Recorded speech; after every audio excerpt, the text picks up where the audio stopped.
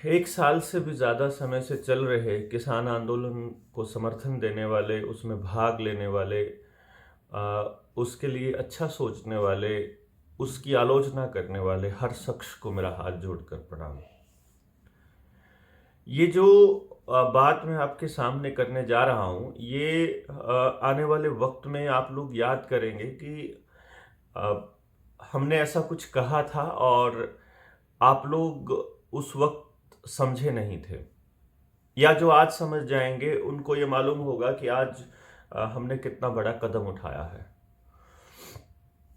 बहुत सारे सवाल उठ रहे हैं संयुक्त किसान मोर्चा की बैठकों के ऊपर भी, उनके लिए गए निर्णयों के ऊपर भी, कि कैसे हम एक तरह से पागलों की तरह किसान आंदोलन का साथ दे रहे थे और अचानक से लोगों की भावनाओं को दरकिनार करके संयुक्त किसान मोर्चा ने वही काम करने का फैसला किया है जिस तरह से यशपाल मलिक ने किया था कभी 2016 के अंदर। एक बहुत डोमिनेटिंग कास्ट, मतलब जाट को 2016 के अंदर हरियाणा में बदनाम किया और उसके बाद बीजेपी ने अपने पैर और ज़्यादा पसारने की कोशिश की और पंजाब चुनाव से पहले यहाँ पर मतलब मेरे ख्याल से पंजाब के किसानों के साथ, वहाँ के सरदारों के साथ भी फिर लोगों ने ऐसे ही किया, शायद ऐसा लगता है।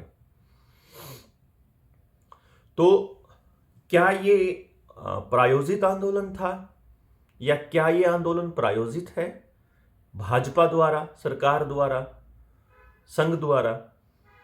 अगर नहीं है तो फिर जो लोग इस किसान आंदोलन में अपना सब कुछ न्यौछावर करके लगे हुए हैं, अपनी नौकरी को दांव पे लगा के, अपने काम धंधे को दांव पे लगा के, अपना सब कुछ दिया जिन लोगों ने, उन लोगों की भावनाओं की कदर क्यों नहीं है? जब सभी तरफ से आ रहे सर्वेज ये कहते हैं कि एमएसपी की गारंटी के बिना कोई किसान यहां से उठेगा नहीं, जब यहां आने वाला हर आदमी ये कहता है कि अभी तो 1 साल हुआ है, आप 6 साल बिठाइए, वो बैठने को तैयार हैं, जब 2024 तक किसान बैठने को तैयार है, तो आपको जल्दी क्यों है यहां से जाने की? जब 750 किसानों ने अपनी जान की आहुति दे दी जिस आंदोलन के लिए, उनको क्या मुंह लेकर के जाएंगे हम लोग? तो अगर 12 बजे की मीटिंग में ये तय होता है कि भारत सरकार के द्वारा चलाए गए इस षड्यंत्र के अंदर हम फंस रहे हैं और हम अपना आंदोलन वापस ले रहे हैं, तो याद रखिएगा, आपके घर पहुंचते ही लॉकडाउन लगने वाला है। आप लोग जैसे ही घर पहुंचकर आराम से बैठने की कोशिश करेंगे, लॉकडाउन लगेगा। लॉकडाउन लगते ही घर घर दस्तक दी जाएगी और आपको ठोके जाएंगे टीके, पहली डोज कम से कम।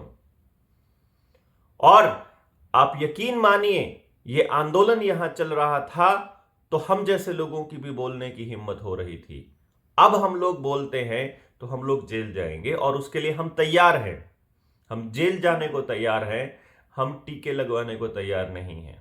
हम अपने बच्चों को बलि का बकरा बनाने के लिए तैयार नहीं हैं। तो अगर ये आंदोलन खत्म हो जाता है आज या अगले 1-2 दिनों के अंदर, तो भैया पूरे देश के अंदर जो लोग इस महामारी वाले षड्यंत्र की पोल खोल रहे हैं, लगातार इनके जहरीले टीकों का विरोध कर रहे हैं, लगातार जो लोग इनकी पोल खोल करके बता रहे हैं कि ये लोगों का षड्यंत्र क्या है, एजेंडा 2030 क्या है, सस्टेनेबल डेवलपमेंट का असली मुद्दा क्या है, एनवायरमेंट के ऊपर जो ये मुद्दा उठा करके पर्यावरण प्रदूषण का नाम पे, ज्यादा जनसंख्या के नाम पे लोगों का कंसेंट तैयार कर रहे हैं, इसका असली खेल क्या है? डिजिटल करेंसी आने वाली है, इसका खेल क्या है? ये जो शीतकालीन सत्र है, इस सत्र के अंदर इन्होंने जो कानून पास करने हैं, आपकी गुलामी को तय करने वाले कानून पास होने वाले हैं, इसका खेल क्या है? बिजली का कानून जब आ जाएगा, आपके घरों में 1 पैसा नहीं छोड़ने वाले ये लोग। आप अपने घरों में अपना डंगर नहीं रख सकते, आप अपने घरों में मतलब आप बाहर से खा नहीं सकते, आप मतलब बाहर से इन द सेंस कि जो आपके हलवाई बना लेते हैं, छोटे दुकानदार खत्म होंगे, सामाजिक ताना बाना और खत्म होगा। और सबसे बड़ी बात यह है कि आपको इंसान ही ना रहने दिया जाए, तो आपको इस तरह के इंजेक्शंस लगाए जाएंगे और आप लगवाएंगे, क्योंकि टेलीविज़न मीडिया के माध्यम से, अखबार के माध्यम से आपके बीच में एक ऐसी बातें प्रचारित की जाएंगी कि आपके साथ अन्याय हो रहा है, मतलब बीमारी आपके साथ अन्याय कर रही है और मोदी जी आपको बचाने के लिए आ रहे हैं। बाकी इनकी नीयत सभी को मालूम है। मेरा ये मानना है कि जो आज तो शाम के बच्चे पैदल यात्रा निकाल रहे हैं एमएसपी की गारंटी के कानून के लिए, जो पूरा का पूरा हरियाणा और पूरा पंजाब का किसान इस मुंह ताक रहा है आपकी तरफ देख करके इस आंदोलन के जरिए, इस आंदोलन के दौरान, कि आप लोग उनके हितों के लिए फैसला लेंगे, उनको क्या मुंह दिखाओगे आप? इतनी जल्दी क्यों है आपको? या नरेंद्र मोदी को आदेश पारित हुए हैं बिल गेट्स साहब से कि जल्दी से आंदोलन को खत्म करके इनकी सारी मांगे मान करके और तुम ये बिल पास करो फटाफट, हमें देश गुलाम करना है बहुत जल्दी से। तो हम एक गुलाम देश में, गुलामी के दौर में एंटर करने वाले हैं। वही लॉकडाउन का दौर, वही लठ मारने का दौर, वही ज़बरदस्ती टीके लगाने का दौर, ज़बरदस्ती टेस्ट करने का दौर, ज़बरदस्ती पैसे हथियाने का दौर, वो चलने वाला है और आप उसके लिए तैयार रहिए। आप अब बाकी के जो लोग लगे हुए हैं, जो नौजवान साथी घरों में बैठे हुए हैं, उनको भी ये बता दें कि आप बहुत ज़्यादा दिनों तक फ्री नहीं रहने वाले हैं, बहुत ज़्यादा दिनों तक नहीं। ये हर रोज़ आपके घर तक दस्तक दे रहे हैं और आपकी ये नैतिक जिम्मेदारी बनती है कि आप अपने आसपास के लोगों को जगाना शुरू करें। जैसे कुछ लोग बहुत डरे हुए फ़ोन करते हैं और मैसेजेस करते हैं। मैसेजेस जब करते हैं तो वो ये पूछते हैं कि सर अब हम क्या करें, क्या हम फर्जी सर्टिफिकेट बनवा लें टीके का? नहीं बनवाना है। क्या फिर हम क्या करें? अगर नौकरी पर नहीं जाने दे रहे हैं तो छुट्टी ले लीजिए। ये नौकरियां किसी काम नहीं आने वाली है, मैं आपको बता देता हूं। ये सब के सब धरी रह जाएंगी यहीं पर। सबकी नौकरियां खाने वाले हैं ये लोग। सारे डिपार्टमेंट प्राइवेटाइज होने वाले हैं। आपका एजुकेशन डिपार्टमेंट भी, ये अपने जमीनें अपने नाम कर चुके हैं। तो हिम्मत तो हम लोग नहीं हारने वाले हैं। हम बोलेंगे तो आखिरी दम तक। हम आज़ाद जिए हैं, आज़ाद ही मरेंगे। ये एक बहुत स्पष्ट निर्देश, एक स्पष्ट संदेश है सरकारों के नाम।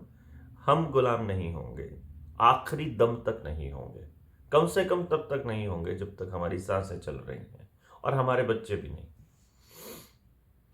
लेकिन आप लोग कहाँ सोए हुए हो? आप लोगों ने तो सवाल पूछने ही बंद कर दिए। अस्पतालों में ये लोग गलत इलाज करके मार रहे थे, तब भी आप चुप थे। कमाल की बात यह है कि मोबाइल रेडिएशंस की हमारे पास 2010 के बाद कोई रिपोर्ट नहीं है कि कौन सी रेडिएशन शरीर के लिए नुकसानदायक है, और आप सवाल नहीं पूछ रहे। थोड़े पढ़े लिखे आदमी को भी मालूम है कि मोबाइल रेडिएशंस खतरनाक होते हैं, लेकिन उसके ऊपर कोई रिसर्च नहीं है कि कितनी रेडिएशंस खतरनाक होती हैं। दुनिया भर के अंदर बेइंतहा बेहिसाब विद्रोह हो रहा है, सरकारों की खिलाफत हो रही है, जेनेटिकली मॉडिफाइड बीजों की खिलाफत हो रही है, जेनेटिकली मॉडिफाइड फूड की, फोर्टिफाइड फूड जिसको, जियो फोर्टिफाइड फूड जिसको बोल रहे हैं ये लोग, जो चावल अब गरीब लोगों को देने शुरू कर दिए। टीके वाली चीजें अब आपके खाने के सामान में आने शुरू हो जाएंगी। ये इस पूरे खेल की खिलाफत करने के लिए पहले आपको उसके लिए जागरूक होना जरूरी है, और हम अगर वो जागरूक ही नहीं होंगे तो फिर कहाँ से जगाएंगे हम अपने लोगों को? इसलिए जो लोग इस आंदोलन के अंदर रहना चाहते हैं, टिकना चाहते हैं, मैं ये कहता हूँ वो टिके रहें तो ज़्यादा बेटर रहेगा। संयुक्त किसान मोर्चा के वो 4 लोग फैसला नहीं ले सकते कि आवाम क्या चाहती है। भारत के अंदर जो किसान नेता या जो किसान संगठन आगे आकर के इस आंदोलन की अगुवाई करना चाहते हैं, हमारा साथ उनको है। यह आंदोलन जारी रहना चाहिए जब तक एमएसपी की गारंटी का कानून नहीं बन जाता, तब तक यह आंदोलन जारी रहना चाहिए। टोल पर से लोग नहीं उठने चाहिए। टोल परमानेंट बंद हो जब तक रहने चाहिए जब तक ये आंदोलन चल रहा है। और इन टोलों का हिसाब भी लेना पड़ेगा कि आपका प्रतिदिन कितना वाहन यहां से जाता है और आपका कितना पैसा इकट्ठा होता है और वो इस सड़क के बनने में कितना पैसा लगा है। तो जब पैसा पूरा हो गया है तो तुम लोगों की ये लूट जारी क्यों रहे। तो इसलिए मैं ये आह्वान करता हूं, मैं ये उम्मीद करता हूं कि कुछ लोग जो अपने स्वार्थ में सरकारों के आगे बिकने वाले हैं, बाकी की जनता को खड़े होकर के उनका विरोध करना चाहिए। और जिस डर से यह आंदोलन वापस नहीं लिया जा रहा था या बिक नहीं रहे थे, उस डर को इनके छाती के अंदर बरकरार रखिए और इनकी हिम्मत नहीं होनी चाहिए कि ये सरकार के आगे बिक जाएं और हमारी भावनाओं को बेच दें। तो आप एक एक आदमी इस बात को मजबूती के साथ रखें कि यह आंदोलन वापस नहीं होना चाहिए, किसी भी कीमत पर नहीं होना चाहिए। जब तक एमएसपी की गारंटी का कानून नहीं बन जाता, प्रधानमंत्री ने तो एक बार भी नहीं बोला है। प्रधानमंत्री ने आकर के माफी जरूर मांग ली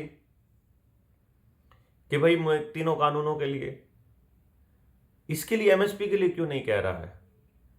भाई थोड़ा सा फरमा लीजिए, गौर फरमा लीजिए और अपनी संतानों को खत्म होने से, बर्बाद होने से बचा लीजिए। आप की ज़मीनें छीनने वाली हैं, बिजली बहुत महंगी होगी, पानी भी आप अपना नहीं निकाल पाएंगे, ये सारी गाड़ियां ये लोग जब्त कर लेंगे, सब कुछ बर्बाद करेंगे, सब कुछ। आप का डीएनए कन्वर्ट करने के लिए पूरा प्लान कर रहे हैं और खेल बड़ा होने वाला है। अगर आप लोग नहीं समझे तो आप अभी तक सिर्फ इसलिए बचे हुए थे कि यह आंदोलन चला हुआ था, तो अपने आसपास लोगों को जगा लीजिए। आप संगठित रहेंगे तो बचे रहेंगे। गांव के अंदर इन एजेंट्स को, बिल गेट्स के एजेंट्स को मत घुसने दीजिए। एजेंडा 21 की जानकारी इकट्ठा कीजिए। न्यू वर्ल्ड ऑर्डर के ऊपर नरेंद्र मोदी खुलेआम आ गए हैं। अब तो टाइम्स ऑफ इंडिया में बड़ा अखबार में भी छपा था। अपना नीरज चोपड़ा गोल्ड मेडलिस्ट, वो भी न्यू वर्ल्ड ऑर्डर का एजेंट बना दिया इन लोगों ने। अनिल कपूर उसके अंदर, जानवी कपूर उसके अंदर, बड़े बड़े लोग, मतलब जो मशहूर लोग हैं उनको जानबूझ के इसके अंदर शामिल किया जाता है ताकि उनके मुंह से कोई तर्कशील बात रखी जाए तो लोग सुने और समझे और सोचें कि ये सही हो रहा है। बाकी आपके ऊपर है, आपको हम समझाते रहते हैं, कितना समझ में आता है ये समय की बात है। और हम अपने काम करते रहेंगे, हम आपको बताते रहेंगे, जगाते रहेंगे।